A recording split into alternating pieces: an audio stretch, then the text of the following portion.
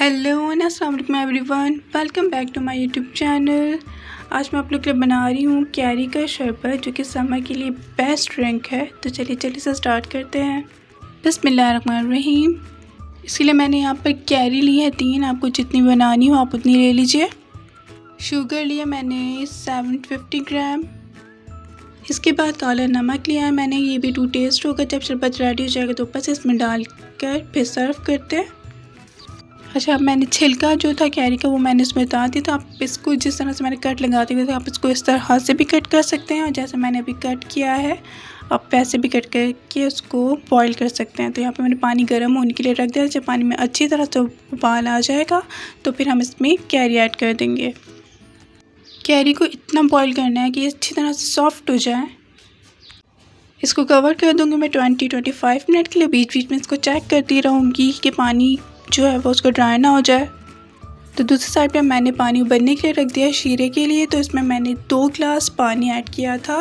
उसके बाद जब ये अच्छे से उबल जाएगा तो फिर इसमें मैं शुगर ऐड कर दूँगी।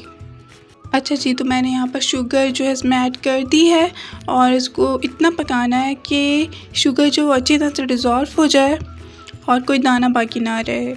शुगर जो है वो डिज़ोल्व हो चुकी है। समटाइम्स क्या होता है कि चीनी में हमारी कचरा होता है, मैली होती है। तो उसके लिए ट्रिक है कि शीरे में आप जब शीरा तैयार हो जाए तो 2-3 टेबल स्पून के करीब इसमें मिल्क ऐड कर दें और आँच को तेज़ कर दें जब तक वो उबल रहा है। तो मैंने यहाँ पर कैरी को निकाल कर चेक किया तो ये भी अच्छी तरह से सॉफ्ट नहीं हुई थी, तो मैंने इसको वापस डाल दिया।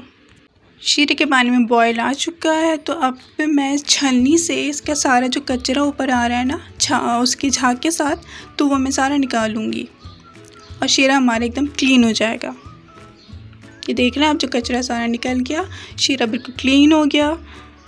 तो दूसरी तरफ कैरी भी हमारी सॉफ्ट हो चुकी हैं। तो मैंने इसको इस तरह से स्ट्रेन कर लिया। मैंने इसका पानी थोड़ा सा बचा लिया था। अच्छा, कैरी को इतना बॉईल करना है कि अच्छी तरह से सॉफ्ट हो जाए, लाइक जैसे हम आलूओं को बॉईल करते हैं बिल्कुल वैसे ही। अच्छा, इसको अच्छी तरह से मैश करके हम इससे भी शरबत बना सकते हैं, लेकिन इसमें चंक्स आएंगे तो हमें बिल्कुल प्रोफेशनल तरीके से सिरप बनाना होगा। तो हमें इसको थोड़ा सा ब्लेंड करना पड़ेगा। तो यहाँ पे मैंने जो पानी बचा लिया था कैरी का, वही पानी इसमें मिक्स कर दिया ताकि अच्छी तरह से ये ग्राइंड हो जाए।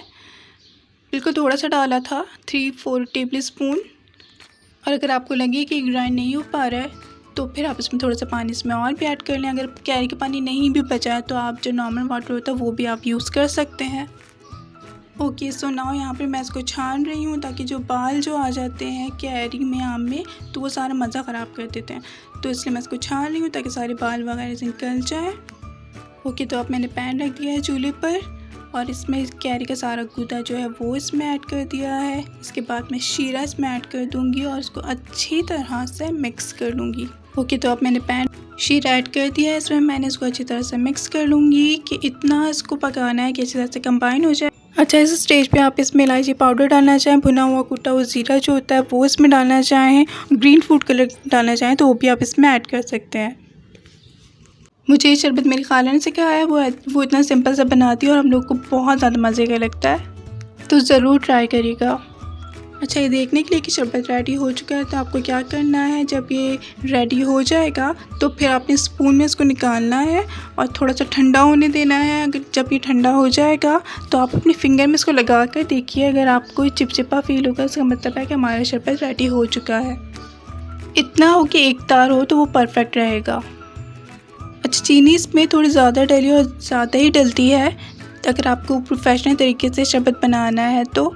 और वैसे ही डिपेंड करता है आपकी कैरी पर भी। अगर कैरी आपकी कच्ची कैरी है, खट्टी है, तो उसमें शुगर ज़्यादा ही डलेगी, और अगर आपकी पीली पीली से थोड़ी सी मीठी मीठी सी जो होती हैं वो है तो उसमें शुगर थोड़ी कम डलेगी। तो चेक कर सकते हैं हमारा शरबत बिल्कुल रेडी हो चुका है। लग रहा है ना बिल्कुल मार्केट जैसा। अच्छा, जब शरबत रेडी हो गया तो मैंने इसको ठंडा होने दिया। उसके बाद किसी बॉटल में आप इसको रख दीजिए। मेरे पास बॉटल नहीं तो मैंने जग में इसको फ़िलहाल रख दिया है। आप इसको स्टोर करके रख सकते हैं किसी भी बॉटल में, किसी भी एयर टाइट कंटेनर में। 1-2 महीने तक आप इसको आराम से सेव कर सकते हैं फ्रिज में रख कर।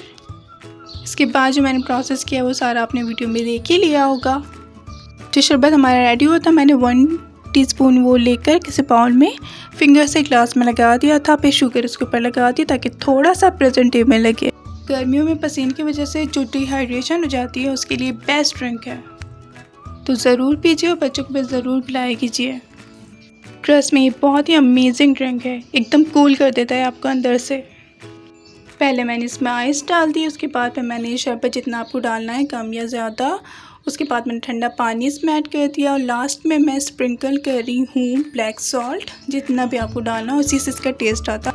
फिर इसको मिक्स कर दीजिए अच्छी तरह से और इसको एंजॉय कीजिए, बहुत ही ज़्यादा मज़ेदार लगता है, तो इसे ज़रूर बनाइएगा।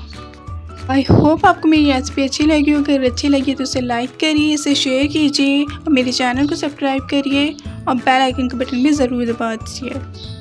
Thanks for watching. अल्लाह हाफ़िज़।